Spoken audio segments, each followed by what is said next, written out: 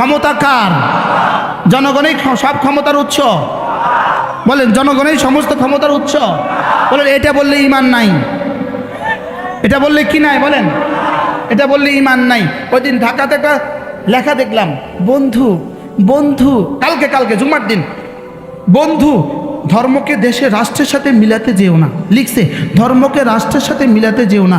যারা এটা লিখছে এদের ঈমানের সমস্যা আছে। ধর্মকে রাষ্ট্রের সাথে মিলাতে যেও না, এটা আবার কি কথা? আমাদের ধর্ম তো একটা ধর্ম যেটা রাষ্ট্রের সাথে 100 মিলবে, যেটা জন্ম থেকে মৃত্যু পর্যন্ত। বালকের জন্য ধর্ম, কৃষকের জন্য ধর্ম, রিক্সাওয়ালার জন্য ধর্ম, সিএনজিওয়ালার জন্য ধর্ম, ডাক্তারের জন্য ধর্ম, প্রফেসরের জন্য ধর্ম, সংসদের জন্য ধর্ম, এমপির জন্য ধর্ম, মন্ত্রীর জন্য ধর্ম, এই রাষ্ট্রের ইঞ্চিতে ইঞ্চিতে ধর্ম, প্রতিটা মুহূর্তে মুহূর্তে ধর্ম।